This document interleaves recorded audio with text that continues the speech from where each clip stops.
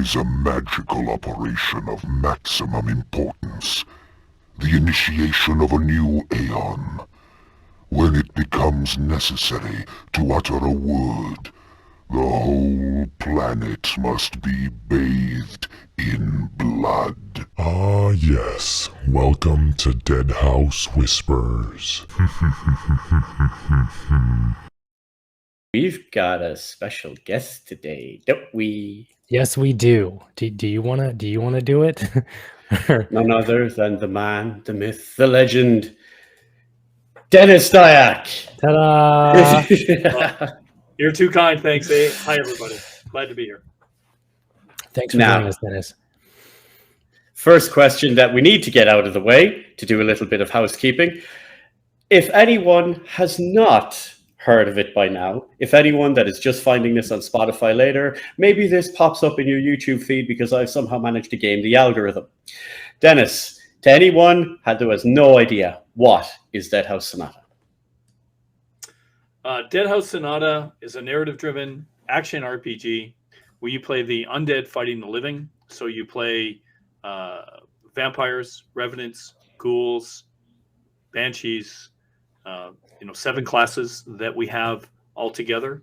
It is a spiritual successor to Blood Omen Legacy of Cain in the sense, and where it's most closest is you're going to have a lot of narrative, you're going to have a ton of stuff. There's obviously vampires in it. There's going to be a very detailed story. But more than anything else, we're really approaching the medium from a sort of dominant perspective. And what I mean by that is if you look at Blood Omen, when we created Blood Omen, we took advantage of the PS1 where for the first time ever in video game history, they had this crazy new technology called a CD-ROM that we could actually use all of voice. And since that time, the video industry has changed. Everything is starting to move to the cloud. So now the new medium is cloud-based. And so we're taking advantage in every way of using the cloud. So persistent content, you can play the game single player or you can group with your friends. We're going to be implementing and really forwarding the idea of user-generated content where you'll be able to create and write your own stories. And we're also doing this crazy stuff called deep social media integration, where we have partners like GenVid, where if you're watching something on a stream, you'll actually be able to join in on the game through Twitch or Facebook or whatever the stream is on, and participate in the game real time. So we've got all of these different angles going in there, and really trying to create this rich narrative and story and things that people are used to me creating. But now the medium that we're going to be focusing on is all the powerful things we can do with the cloud. And just to be clear, we're not looking or trying to stream the game via the cloud. That's a whole different technology. I think that was something some people were worried about. And I was like, no, don't. Yeah. We're not doing that. Yeah. So, yeah. Because I think when people think of or hear it's a cloud-based thing, it's going to be cloud this, cloud that, they automatically jump to you're streaming it from a cloud. It's going to like server-based, kind of like gosh, what's that system? What's that thing? Game streaming, essentially. Yeah, game streaming. Stadia. Thank you. That's what, like Google Stadia. Like everything is running from a server on a cloud and it's streaming to your PC.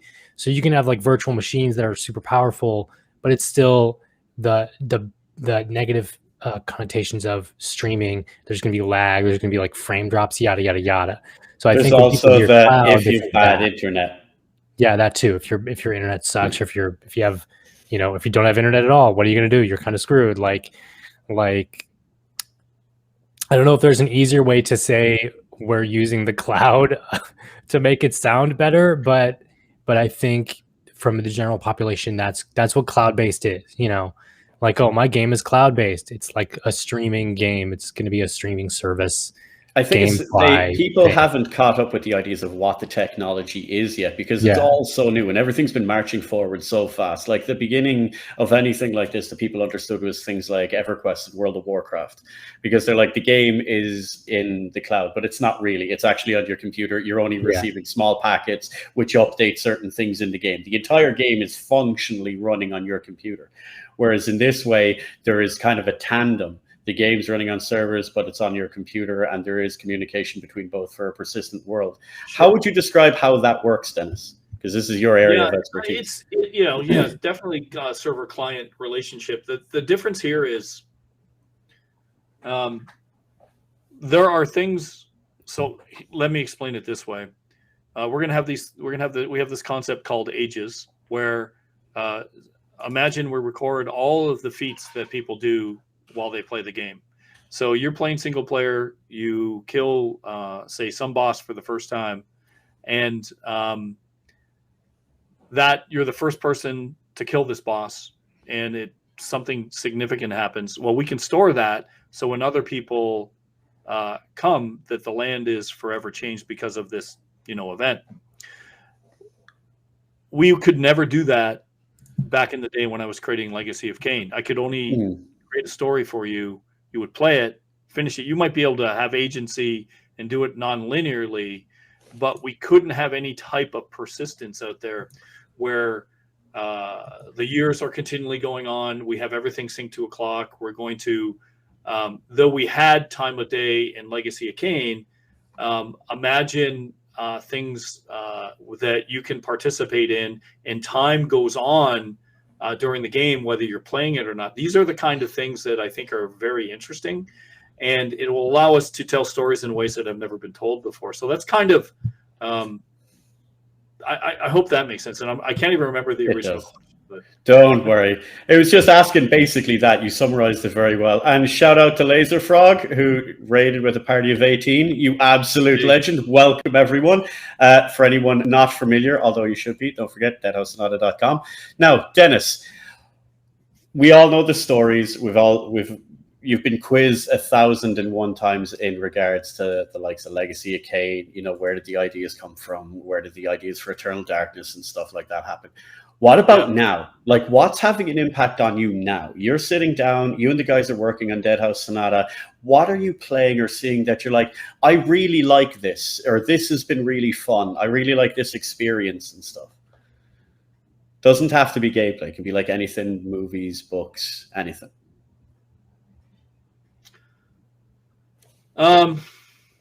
This is gonna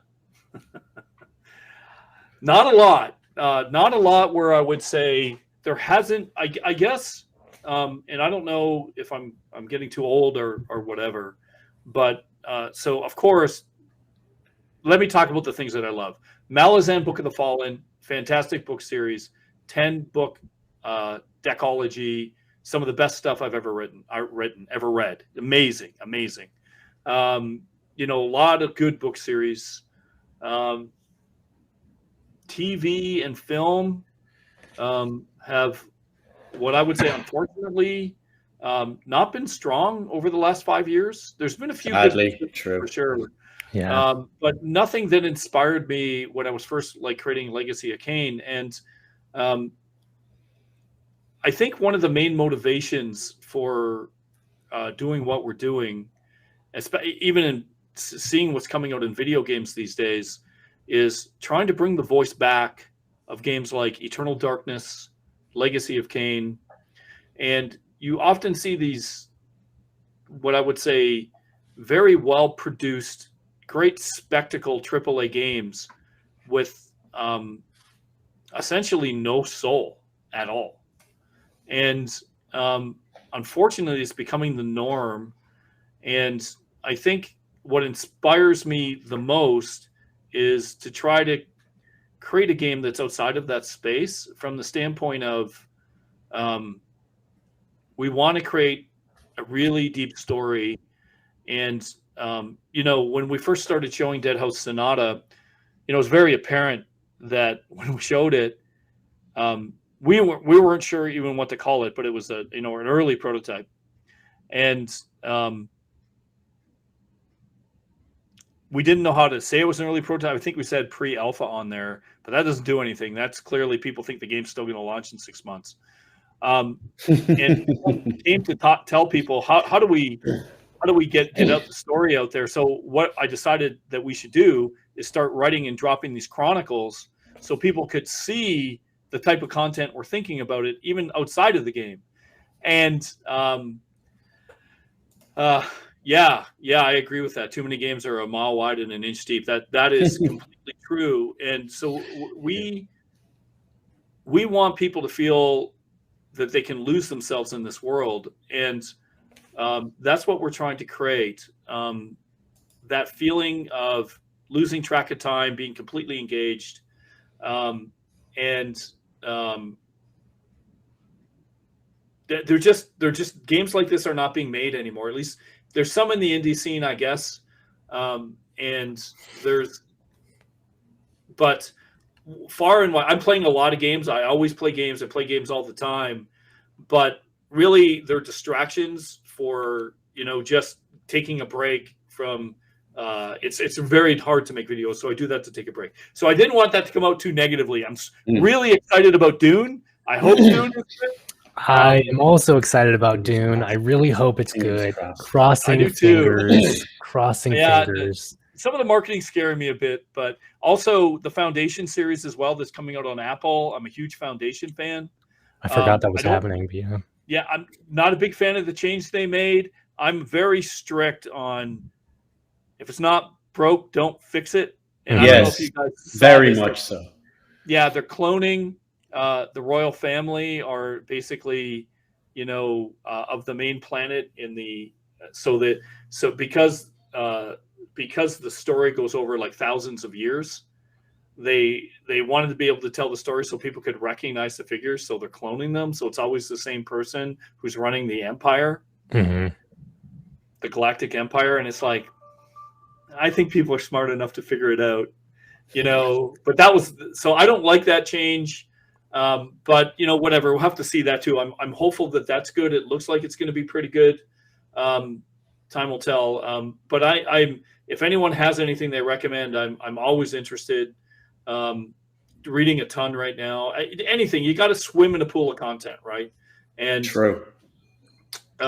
And you just immerse yourself in whatever you can, and to make it as good as you can. So, oh no, I fell. Someone lost the webcam. Broken gravity. But yeah, no, you're right, Dennis. You need to keep trying with like a lot of different stuff to be able to test out, because like you can see that in the influence in a lot of the games you've worked on over the years. It's like varying influences across everything. Like at the beginning, I don't think many people would have expected to find, for example, Elder Futhark in a gothic vampire game. Like that seems completely out of left field. But nowadays it's like, well, of course it's written in Futhark. Like what else would it be? It's like these different things pulled out of the side field that no one would have expected. Exactly. It's so funny when I put the Futhark in Kain, I didn't really think anything of it, and I thought it was very common to me. And then I realized very quickly that in the video game industry, not a lot of people knew about the Futhark runes. And as a matter of fact, no one at Crystal Dynamics that we were working with, they didn't know what it was. They had no idea. And they were like asking me questions. And when I created the map, like, what does this say? Can you translate it all for us? And I'm like, I can, but we worked with it so much I could just read it like on the fly. I didn't need a translator. Yeah. And so similarly, interestingly, what we're doing at Deadhaus is we're going to try some Proto-Indo-European. And for those who are unaware what that is, it is the very basis of all Western languages, as far as we know, or maybe most languages in the world, period. It was actually in the movie Prometheus. That's what they used to get to speak to the engineers. And it's really cool. We're gonna be talking about a segment about that on our streams in the future.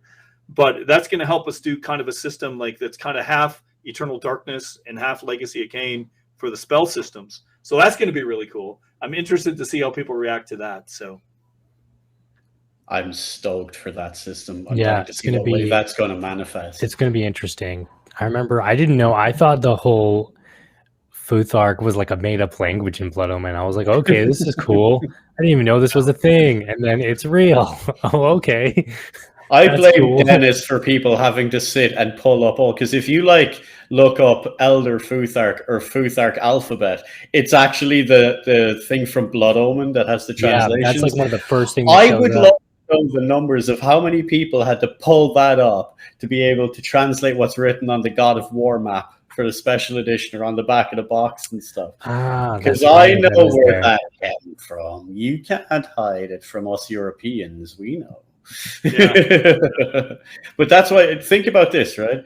Dennis and co are going to shoehorn pi into this, and then 10 years down the line, that's going to be the ancient language in the video games then. It'll happen. Hope so. It'll Well, we'll happen. see. Hopefully, what's more, what I really hope for is that people really enjoy the system and it sounds really cool. So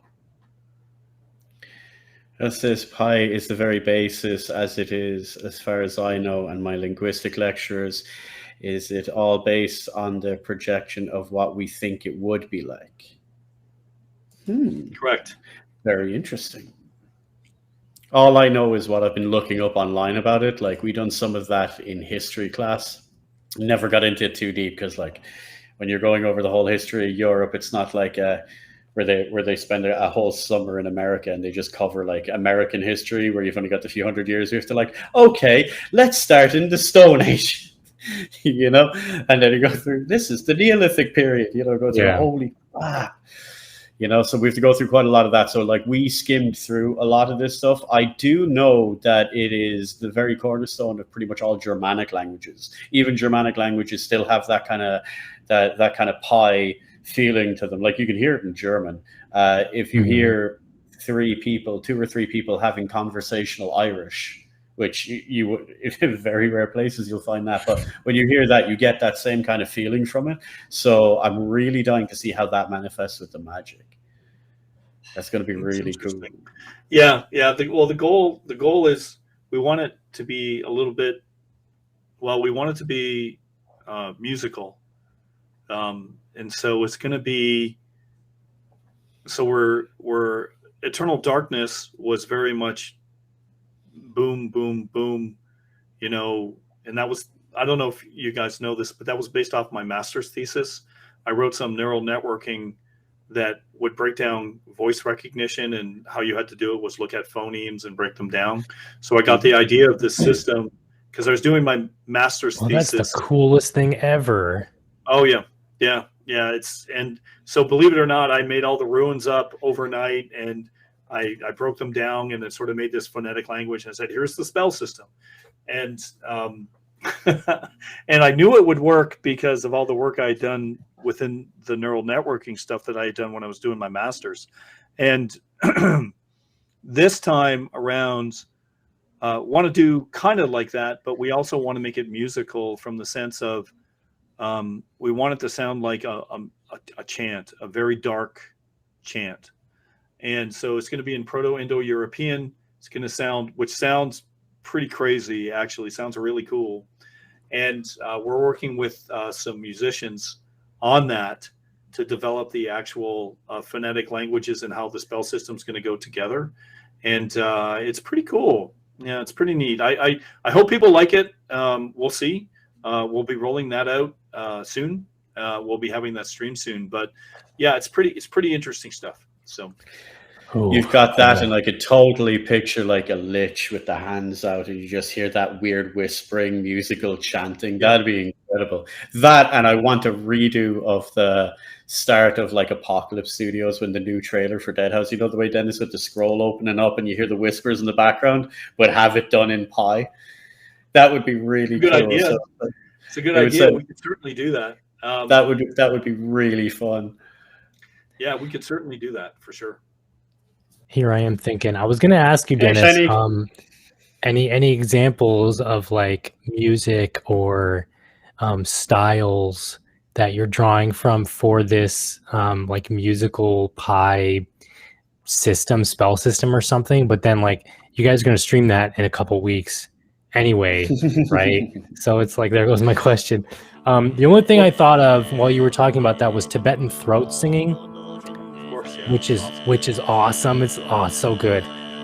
Everyone just go look up some Tibetan throat singing if you don't know what that is, or if you've never heard it before. It's amazing. Yeah, Was it so Wolf that's Totem, wasn't just it? I think one of them. Yeah, the group and the type of music, I think it's some kind of folk. I'm trying to look it up right now. Give me a second. man, there's another one. What are they called? They're like a Norse or a Viking style band. Yeah, Yep, you know what and I'm they do talking about, throat right? singing. We're Yeah, thinking about the I was same thinking group. The Who. Yeah, there's one there that I know of. The Who, HU. They're a Mongolian folk rock. Oh, that's the heavy Mongolian. metal. Yeah, that's the Yeah. Mongolian. That means people in Mongolian. The group that I'm thinking of is called. Hold on one second. Halo. yeah. Brooks It has might just said be. It Halo. might be Halo. Halo. Yeah, that's them. Yeah. Yeah, That's them. them. Really cool, and I think their music is featured in one of the games that's coming out. It's Brain Freeze, Hellblade, Senua. Hellblade. Yeah, Senua 2. I wouldn't be surprised if they were in that. I thought they would be in a Witcher game by now. You know what I mean? No, Yeah, not they're- Slavic enough. Not Slavic enough. No. Yeah, they're. I think they're really good, and and they have throat singing. They use throat singing. Yeah, they're awesome. Yeah. Yeah.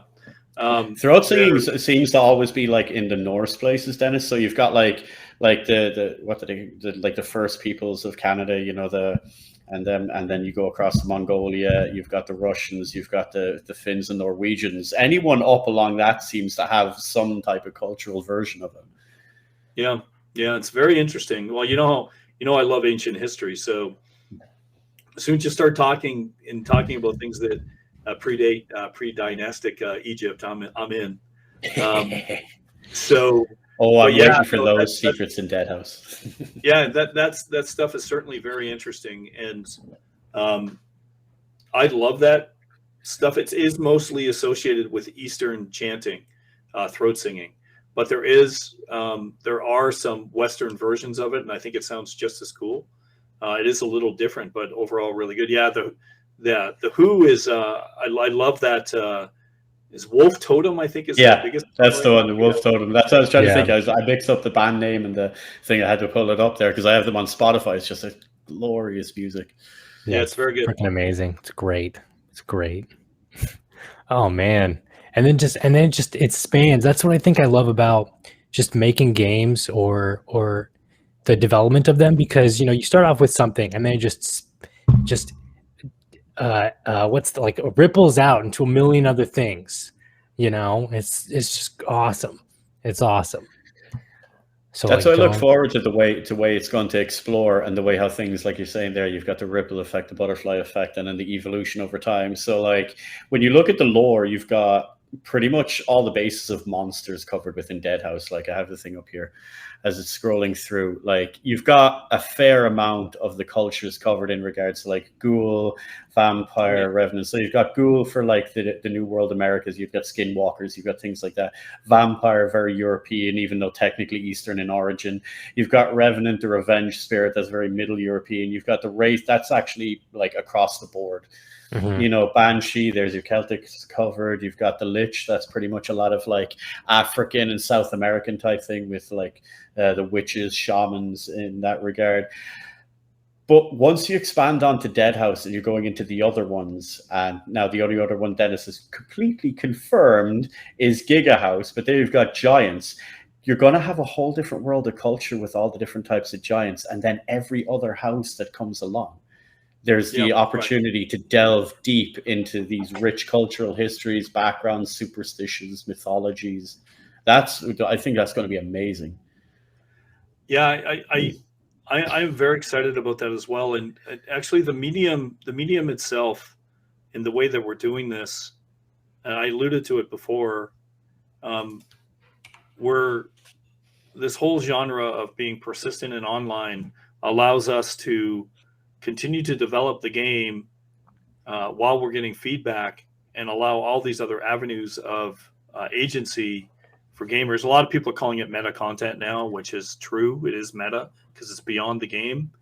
But to do all this at once would be like the biggest budget ever. People would call it insane, but to say no, we want to get there in 9 or 10 years when we start showing all these different houses, and when Giga House comes in, like that's when we introduce PvP. When we start introducing like other houses like House of Angels or whatever the houses are going to be, that is that's just becomes a regular cycle of development. But there'll be new classes to play, new storylines, all kinds of fun stuff. And really, the driving factor here is we're doing it because it's what we want to play ourselves. So, yeah. That's what I can't wait for, especially with the idea of PvP, because everyone's already, it's like they've started talking about that. That's way down the line, guys, but it's going to be interesting when it comes, because you're going to have everyone already stacked in Deadhaus, and you're going to get a weird ripple. So you're going to have a minor divide within the community. You're going to have the people that want to stay loyal to their player characters within Deadhaus, and you're going to have the people that are either new, come along, or want to change and want to roll with the House of the Giants. And then purely for PvP aspect, along with the story. And I think that's incredible. And the way you guys have done stuff so far, even with building the background, there's so much lore there. There's a whole world that I really can't wait to see how this plays out in-game, story-wise. It's going to be amazing. Because, like, as you said, wanting to bring the story back, bring that feeling back. I distinctly remember, and me and Calypso have talked about this in the past, like when your first time years ago going through Legacy of Kain, I blasted through many games over the years, everything on the Mega Drive and going forward then onto like the PlayStation and stuff like that. You played through the game, there was a cool story, it was kind of like watching a cartoon or something. It didn't have anything to it. They were just like fun chunks. Sonic the Hedgehog, prime example. There's an overlying story, but you're there for the speed, you kill the enemies, you get to the end of the level, get your bonuses and whatnot. Going through RPGs on PC started to mean something a little bit different. And then I came across Blood Omen. And that was the first time I'd ever played something like that on a console. And the story, like the gameplay, top-down, Zelda, dungeon, okay, but the story was relevant. You were following it all along more like a novel than a book, because it was in-depth to the characters, to the world. And then, spoilers for anyone, you should have it done by now. But like when you got to the end of the game and had to make that choice, I was like, shit. And it was a legit question for me. Which one do I pick? I hadn't had a game do that to me before. It's kind of like, oh, we get to go to the bad ending. Who gives a shit? Pick one. But that when you're like, will I fuck everyone over? Or should I save the place? It's like, it was a legit question. And it was wild, and that was the start of me falling in love with the story in games rather than just breezing through things. Mm-hmm. Yeah, I think. Yeah. Sorry, go ahead, Calypso. Sorry. No, I mean Mike's right. It's like there was definitely a point in gaming where the arcade experience transitioned to something different, and it wasn't, just an arcade experience. Like, you had Doom and everything revolutionizing the first-person shooter and basically creating the genre in the first place, right? And then you have Blood Omen and stuff come along, and then all these other games, like it was like a perfect lineup of like Blood Omen and a billion other games after it, where narrative and gameplay were succinct together, and it made like almost like a golden egg of a video game. And it has continued now, and now we have games where narrative is everything and gameplay is like backseat, or the narrative game is like a genre in itself, And I think Blood Omen was definitely a kickoff for that point. That was definitely the start of it on consoles anyway, because I don't remember playing any game that had as much lore at that point in time. On PC they had things, but consoles, that didn't exist at the time. Crap, back in that time when you were just jumping over onto the PlayStation was awful guilty of this, especially the PS2. But pre that, there was some crap churned out. Like at the end of the life cycle for the Mega Drive and the Super Nintendo, there was mass garbage churned out, and it was hard to tell. It was getting really hard to tell. Like, you've seen so many reviews for games pre-internet, so you're relying on magazines. Again, you learned a lesson back in those days, but for anyone else learning it again now, you can't trust the reviews. it could have been complete garbage, you know? Yeah. I think it's interesting you guys see it that way, because I see it, of course, from inside the industry. And what's now happening is we've gone from, where those kind of games were possible and profitable to now 90% of all global gaming revenue is in the free-to-play space. So the industry's changed a lot since then. And so really it's coming down to, are we going to start telling narrative and creating narrative games in the space? Are we just going to let it die? And so from that perspective, I certainly don't want to see story die. And because I have a computer science background and I understand technology, I think, fairly well. I don't claim to. There's certainly a lot of people who know technology better than I do, but really, I feel it's both as a creator and trying to create something that I like. I think it's incumbent upon us to try to bring back those kind of games, because you can kind of see them trying to sneak out. They'll do things like, oh, here's a dark vampire game, and it's, you're going to be, I don't know, it's a survival game where you got to build stuff. And it's just like, what we're trying to do is trying to tell a story from an anthropological level that goes back like tens and 20,000 years. And I think that's where Malazan Book of the Fallen has been so influential for me. And I think that to have such a deep impact on the player, it's got to be more thoughtful now. And I think when you look at TV series and movies, and I think where they've really started to go downhill is basically, sorry, I've got people messaging. You're all right. Where it's really starting to go downhill is they followed, the 3-act structure so closely that within 10 minutes of a movie, I know the ending. You'd be like, they're running off that same old beat sheet. It's the same all the time. And I hated it back in the days of Blood Omen, and now it's even more prolific these days. And I certainly think the pandemic has made things worse. And I just want to do something that's outside of that square. And don't get me wrong, I think there's all kinds of great, fantastic things with that structure, and Aristotle's Poetics is very, very good. But I also think the way Tolkien builds worlds and this kind of sorry, I'm going to turn this off.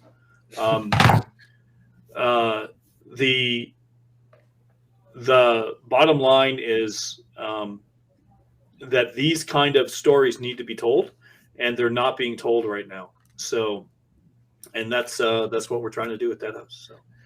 That's very true, because you take a look at the way things have gone lately. They're not even copying new stuff. It's just got back to remaking everything old. Oh, it's yeah. like, so you're admitting that the last stuff was better. How about you give some of the new guys a chance to, instead of like reviving and beating that old dead horse.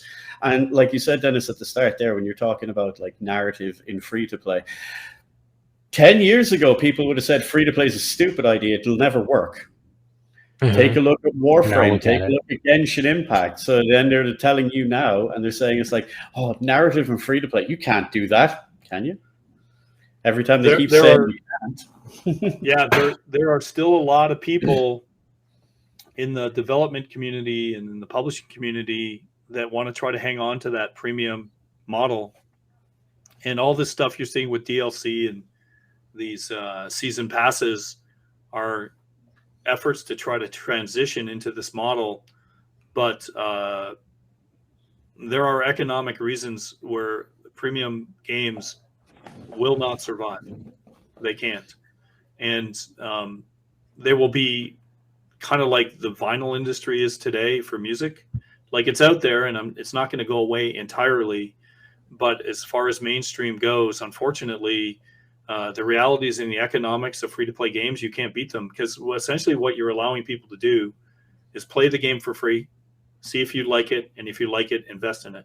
That is the most superior model for not only the developer, for us, so we don't have to try to release the whole game at once. We'll build it, we'll get feedback. But for the consumer and for the gamer, you can try it out. And if you like it, stick with it. If you don't, you leave. And all of these premium games that, you know, try to do pre-orders or try to do DLC and try to, it's not as good.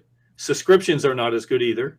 No, that model is extinct. That's a I think subscriptions are slowly dying out. Well, even, you know, it's very interesting. So even subscription models, I would say at the level of Netflix. So I think what Microsoft's trying to do is very interesting. It's still not as good as the free-to-play model, because you're always paying money for I know the Xbox subscriptions are really good. People really like them. But at the end of the day, you're still paying into that all the time. And whereas with a freemium or a free-to-play game, I should say, not freemium, you pay when you want. If you don't have any money, you don't pay. You know, and I just think you can't beat that model. And, you know, it certainly came, you know, out of the East, and it has exploded, but it's dominating every single market now. It's dominating the PC market. It's pretty much how all Korean ones are done, Dennis, isn't it? They're pretty much all. It actually started in Korea and was adapted by China, and then from there it just proliferated everywhere. And so, if you look at the economics behind it, you know, some of these games that are not even being advertised are making way, way, way more money than, say, Call of Duty or some of these huge games. And the reason that it's deceptive, because these companies do not market it in the same way. So they won't buy television ads. They don't care. What they will do is they will pay streamers to play the game and go straight to your audience. Yeah, exactly. It's the way they do it. So if you see a streamer out there, most of them are pretty good. They'll be like, hey, I got paid to talk about this. They'll be like, hey, I discovered this brand new game. It's like they're getting paid to stream it, which is fine. I think that's fine. That's economics, and it's the way it should be. But that's the new marketing. So for all intents and purposes, you don't see that in the AAA space, and but it's coming. And I think you saw a little bit of it with what was that one game launched by EA where all the streamers were playing it for a while, and then it went away and the game just died. It looked beautiful. It looked like it was a decent game. I never played it with the flying robots and stuff. Anthem. Anthem, yeah. I feel when you hear this backstory to Anthem, I feel so sad, because there's an amazing, beautiful game in there somewhere covered in mires of crap, and then the studio just having no faith in it after the fact. Yeah, I feel really bad for Anthem. So I haven't played it. I haven't played it, but I certainly watched it. And from a marketing perspective, they hit all the streamers up. They spent a lot of money.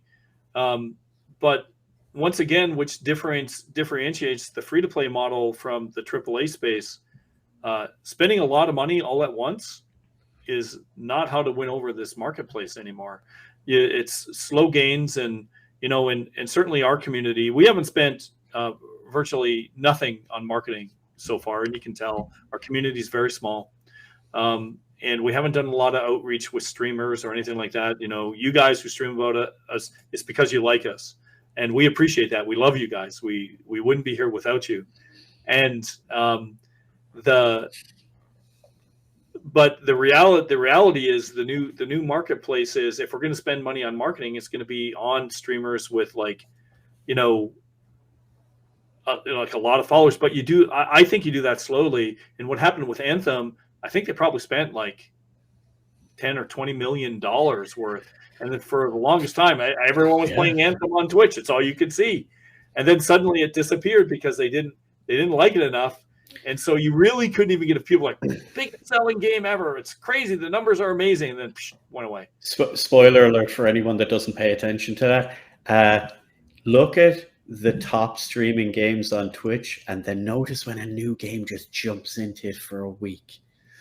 You already know, most of you that are on Twitch, you could probably, with some fair accuracy, if it's not a launch day, guess the top 10 games and get about 80% accuracy, just based on numbers. So when you see something like that come in, you know there's a nice quiet hand externally kind of helping that along.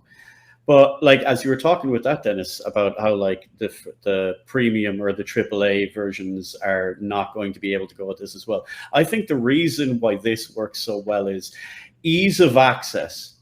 So, for example, Deadhaus is launched. I'm playing Deadhaus. I go to my buddy Calypso. Hey, dude, this really awesome game. Come play it with me. Oh, cool. Is it on Steam? How much? It's free. Really? Yeah, come jump in. Come play It's it with free. me, man. He comes in, he free. plays it. We have fun. We're playing it for a few hours in the evening. I'm like, dude, I got to go to bed. He's like, this is pretty cool. Hey, what's in the store there?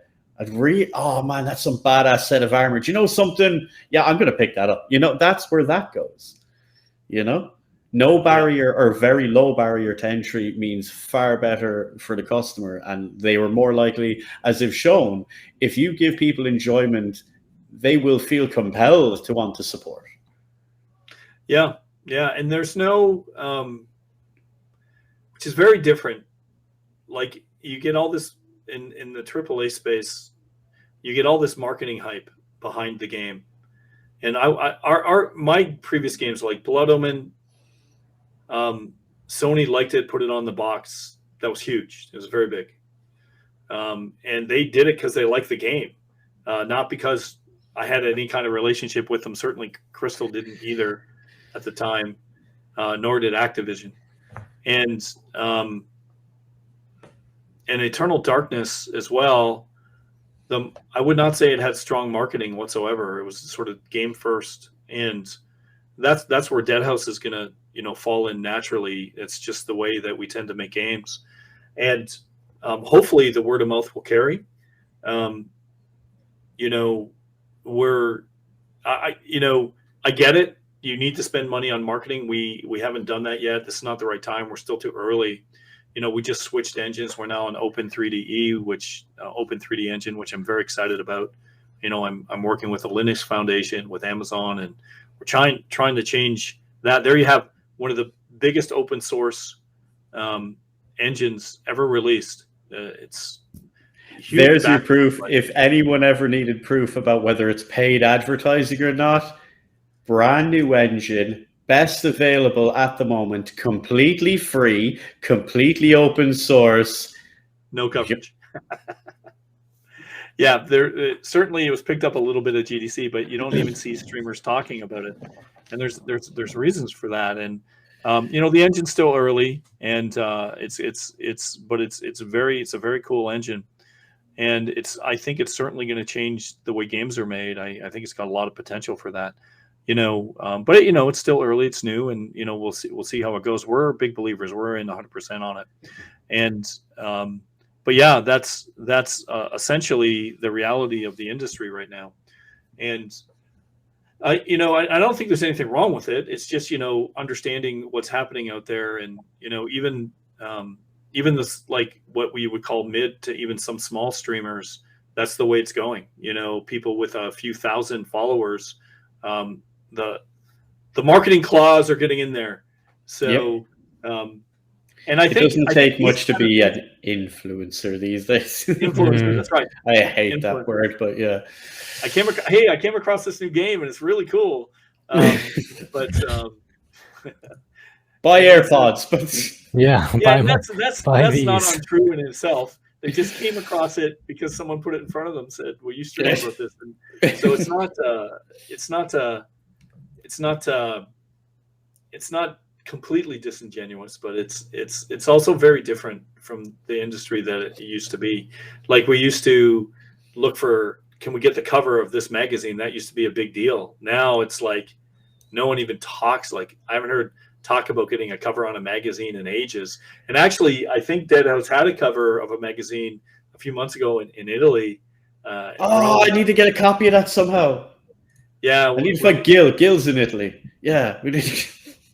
Yeah, so it was pretty cool, and I spoke at a conference there and at Games Rome, and it's a really great community there. And they started up a magazine, and they wanted to know if they could do a special on Deadhaus and put it on the cover. It's like, yeah, let's go for it. But that doesn't.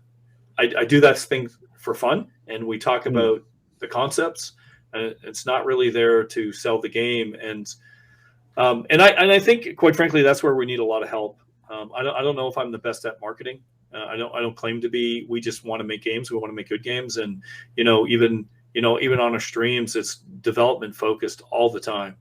There's and Mike, even you were saying to me a long time, Dennis, you got to sell your swag more, and I'm like, yeah. That's what you need to sell. Chill, You need to chill. shill more. I'm not a good But shiller. don't worry, Dennis, don't worry. As you said, that's what this is about. And then when there's some playables, me, Calypso, and I can promise you most of that chat right there will do the shilling for you. Because that's what this is. I do think that would be awesome. So I do think word of mouth is more important, and it carries more. It definitely carries more than all the, reviews on the planet for this game or that game. Yeah. All the streamers streaming it, like, sure, they have a billion viewers or whatever, but like at the end of the day, if someone's interested in something, they'll be interested in it, period. Like, Legacy of Kain fans love or hate Deadhaus Sonata or whatever, they already know about it. You know what I mean? Like, word of mouth is definitely carries more than what it used to, I think, and it has more traction today than it did ever before. Yeah, it's just how the word of mouth goes, because like years ago, I would have read gaming magazines, and I laugh when Dennis said that because I was thinking back to the last few times I've been in a store. I've only seen 2 gaming magazines in the past few years. I think one is Edge and the other is like the PlayStation magazine. But like nowadays, even sites, you look at YouTube videos, and they're digital now. I have bought more games based on Twitch streams or YouTube streams than I have by reading reviews now, because I see something somewhere, maybe an ad pops up on YouTube or something, like, wonder what that's like. I won't go look at a YouTube review. The funny thing I'll do is I'll go straight onto Twitch. I'll find someone streaming it and go, "Hey, what do you think of this? Sell me on this. I'm thinking about this. Should I pick it up?" They'll bluntly tell you, especially if it's not someone on the top. Go to someone on the bottom that's got like 4 or 5 viewers. Go in there. "Hey, what do you think of this game?" They're like, "It's crap," or "Oh, this is amazing. You need to get this, dude. This is incredible." They'll give you blunt, direct feedback straight away. Yeah, it's interesting. The Legacy, I think the Legacy of Kain community is kind of scarred, and certainly partially by Nosgoth, and not that Nosgoth was even a bad game. I think from a sense of multiplayer arena games, it was pretty good actually. But the fact that they called it Nosgoth, the title in itself hints that it's going to talk about the narrative of Nosgoth and the story behind, Blood Omen and Legacy of Kain are, and it just didn't fit. It wasn't what they wanted. And now every time I go to the Legacy of Kain community, I try to post once in a while, but it's just, and they're great. The people there are great, but there's just not a lot of traction because people just look at Nosgoth and like, oh, it's online, it's multiplayer. So I think I hope that we'll be able to show the way that we're going to do this to give that group confidence that these kind of games can be made again. And because they certainly can be. The problem with making these kind of games is you need someone who has creative control, who understands how important narrative is. And if you don't have that person, and for me, I'm running the company, so that's there. And that was the same with Blood Omen, the same with Eternal Darkness. In a lot of companies, you can bring someone in who's a very well-known writer, but unless they have that kind of control, they're not going to influence the programmers to make things in a certain way. So the narrative has a chance to be, it doesn't even have to be dominant, but it has to be completely intertwined with the gameplay and with the narrative, with the artwork, with the game design. All of these things are super important in order. That's the one thing that a lot of people don't really talk about, I think, with Legacy of Kain or Eternal Darkness, is it's very hard to separate the narrative from the gameplay. It's very hard to separate it from the artwork because they're all cohesive and they all complemented each other. And you'll see with you'll see this. It takes a lot of time and it's really slow, which is why I hope all the Deadhaus fans are patient. But in order to get that, you write some stories. They influence the art group. They influence the programming group. And then that comes back and it influences the narrative, and you get this really good cycle. 95% of all game companies right now will create their game and say, hey, let's go over to this writer and let's write. Doesn't matter if it's George R.R. Martin or whoever is going to be writing the story, unless they're at the table with a position of this is how this game should be made, and people actually listen. They don't have to get their way all the time, but they need a seat at the table. It's not going to happen well. That's just a reality. Very true. Like the idea of, and you can see this so openly with a lot of games companies. I'm not going to name names, but like, you know, they design a character. They have the characters done by the art department. Here, make the story. You know, they're like, well, what is this person think? Oh, this is the grumpy guy, and this is the really angry woman, and this is whatever. And then if you take that to Deadhaus, it would go the complete opposite of where, okay, where we're doing this is like, well, Nagaztak would never say that, or Zoran wouldn't act like that. You know, they already, like, the characters are fleshed out characters as the story is going along, and that plays into the mechanics as well. It's like, that seems a bit stupid for a vampire, isn't it? Maybe it should be this way, you know? Whereas other things you can see where stuff has been shoehorned in because there's certain checklists that need to be gone down, or there's been things that happen. Well, this has to happen because X, Y, and Z, you know? And I can totally see that. You can tell when a game does their story like towards the end of development versus getting it all done at the beginning or having it set down when like it just feels very generic. Like the characters feel very cut and paste from this or that. Or if you get bored during the story, they've done it wrong. The story is a great example also. Yeah. It was funny. I was having a conversation with Jack. I don't know. We were out. I think it was a few weeks ago. We went out. The weather was still nice. It's starting to get cool here in Niagara. But I was like, I think they're going to lock down again. So I was like, hey, let's go out and let's grab some lunch while we still can.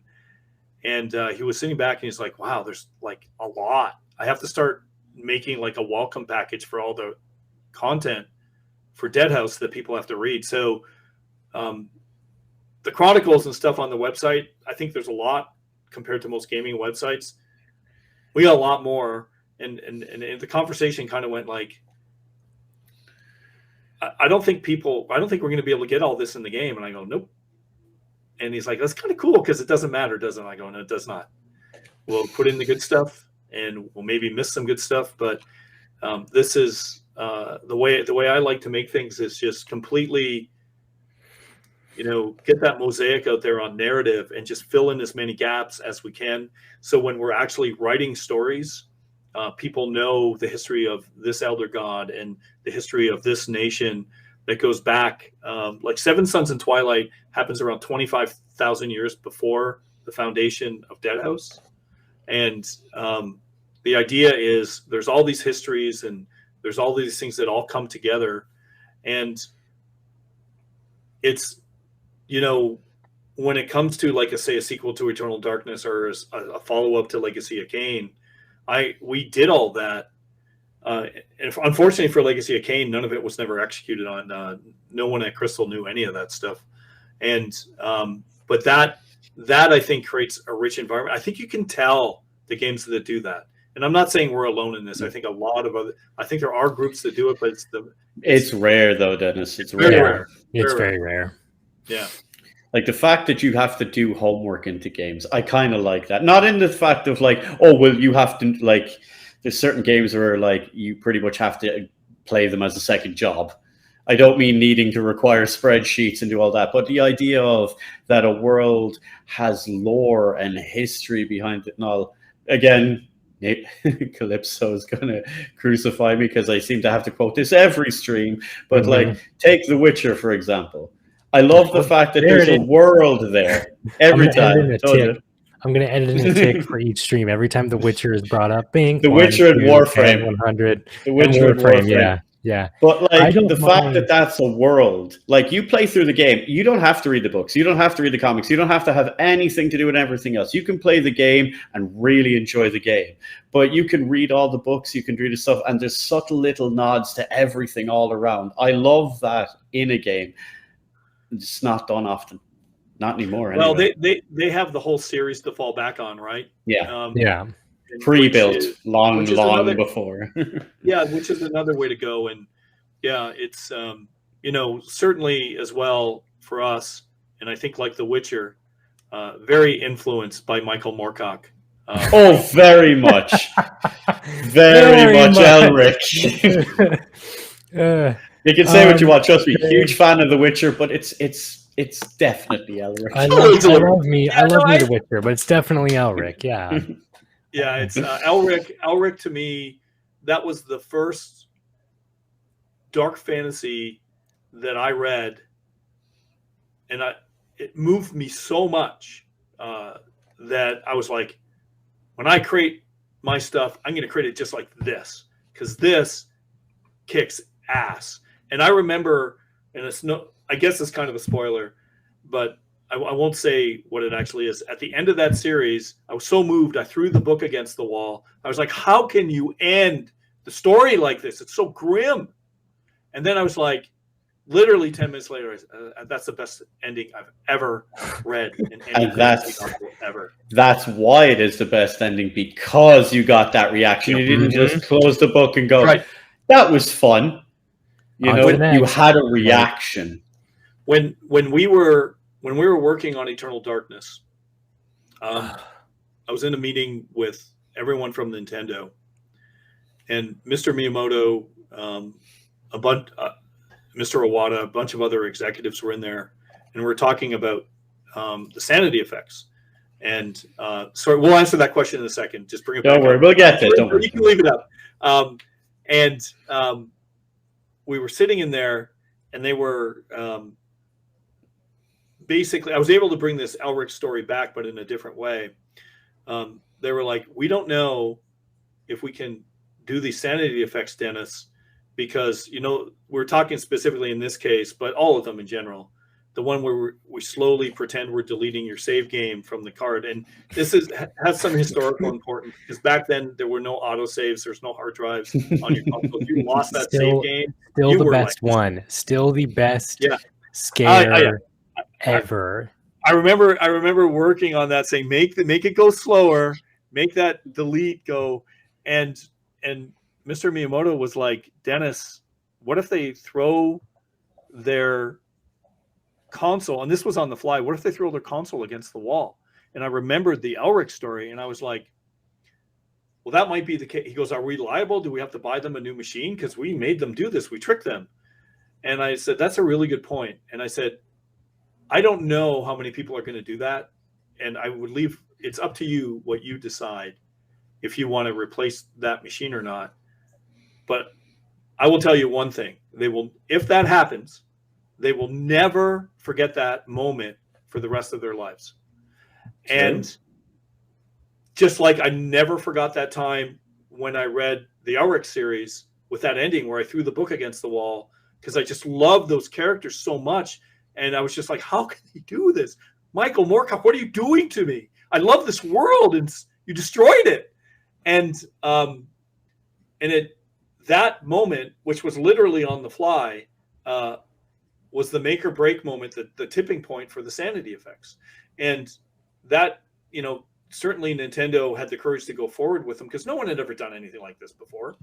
And I think it's moments like that you want to try to capture and leave people with memories more than anything else. And that's what I guess I'm most proud of with, say, Legacy of Kain or Eternal Darkness, is I have so many people coming up to me and say, do you remember this part? Do you remember this part? I love this part. And people still to this day talk about the bathtub scene in Eternal Darkness as an example, or the save game. That's my personal favorite Sanity Effect. And with Legacy of Kain, all the questions of all the lore. And I remember when I saw the sort of, I guess, nod to the Colossus of Rhodes in Game of Thrones, And people are like, oh, I've never heard of the Colossus Erodes. And I was like, oh, I remember doing the pitch with Crystal because they had never heard of it either. And I was like, oh, it's one of the wonders of the world. And we're going to put this in the game to illustrate time travel. And like, oh, that's kind of cool. But it's those sort of bits of history that, and those moments that you remember. I think people remember like the battlefields in Kain or the Colossus and those statues. And that's what we have to create with Deadhaus. That's the most important part. So anyway, back to that question. What was that question? Will we? I was going to say, just before that, do you get to claim credit? Because I thought of Eternal Darkness the first time I played through Arkham Asylum. I was like, when they done the save game thing. The director from Arkham Asylum said the most influential video game for that game was Eternal Darkness. Arkham Asylum is still my favorite out of the series. Like, yeah. The first one was the best. The first one. Yeah, he said that he directly said that he was influenced heavily for Eternal Darkness on that. That's a fantastic nod, Dennis. That was a great actual nod question for Dennis. Are there any ideas for History Book of Malorum that we could physically buy? Yes, we will be doing physical, all kinds of things. The Necro Liberitas. I don't know how you do a history book of Malorum. There's the story hasn't even begun, and there's already thousands of years of history. Yeah, no, I think I don't mind. Normally, I have a problem with expanded media like universes for video games or movies or whatever, because it just becomes so bloated. And like, I mean, just look at Star Wars, for example. Some really great gems out of the expanded universe in Star Wars, a lot of crap, right? So, but I feel, I don't know. I think if you guys were to do an expanded universe and you kept it kind of really contained and tight, like nice and tight, really, just like if you've done it from each perspective, like you've done or ones something like that, from the perspective of Deadhaus, and then maybe other ones from the perspective of the Faceless Empire, Yeah. If it's like this, but it's really deep, great. If it's like this, but there's a billion other things that I have to get through to understand this world, I'm out. You know what I mean? Like, of course, it's a hit and miss with expanded universe stuff. Yeah, for sure. And generally, most of those are money grabs. I don't think we would do that. I mean, look at Dead Space. Like, I love Dead Space, but the expanded universe stuff is just there's just too much, and it's not even good. And it's just a big missed opportunity. It depends on how it's represented, because I've read a lot of like the comics and stuff like that for Dark Souls, for Bloodborne. I've even got some of the Warframe stuff, which I didn't even know exists. I was shocked when I seen like that they had stuff like that. But when done right, it adds so much flavor to the world around it. Yeah. But like you said, Dennis, as long as it's not a cash grab, if it's done intentionally with like, okay, so we're going to start a new age in Deadhaus now this time. But to go along with that, we're going to do a prep story in a comic book or something like that. That's like, it adds to it. It's not just, here's more tat. Here's, here's more crap to buy, Yeah. It'll work really well. Absolutely. And, I think you always want to do things like we work as developers, we work for gamers. And if you ever lose sight of that, things will go wrong. They will go wrong. And I've been in the industry long enough where I've seen things go wrong, and we're, building Apocalypse from the ground up to really appropriately titled company. Didn't know that in 2018, but I know now. And the whole idea of Apocalypse is to, and the word is literally a translation of ancient Greek to show what's never been previously seen before, show the unknown. It's not the end of the world as people think. And you can only do that by serving gamers. So, if you join the Discord or you come in and interact with us, we're always taking the perspective of we work for you. And we'll always try to do our best. We don't know if we'll always succeed in giving you what you want or what you need, but we're going to try. And I think if most game development studios took on that approach, we'd have a lot better games in the industry right now. And there are certainly some great gaming companies, and there's some great games out there. And from a perspective of, trying to make the industry better, that's, certainly in the days of Silicon Knights, we wanted to be the knights in shining armor in the games industry.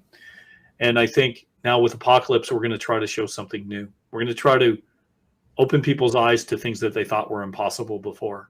And from that perspective, I guess Nosgoth really helped us out in the Legacy of Kain community, because I think people really got their spirits dampened by that title. And it wasn't even a bad title. I thought it was decent, but certainly it was positioned in the marketplace not appropriately. I think that was probably the biggest mistake. It was the right game for the wrong time, and certainly in the wrong franchise.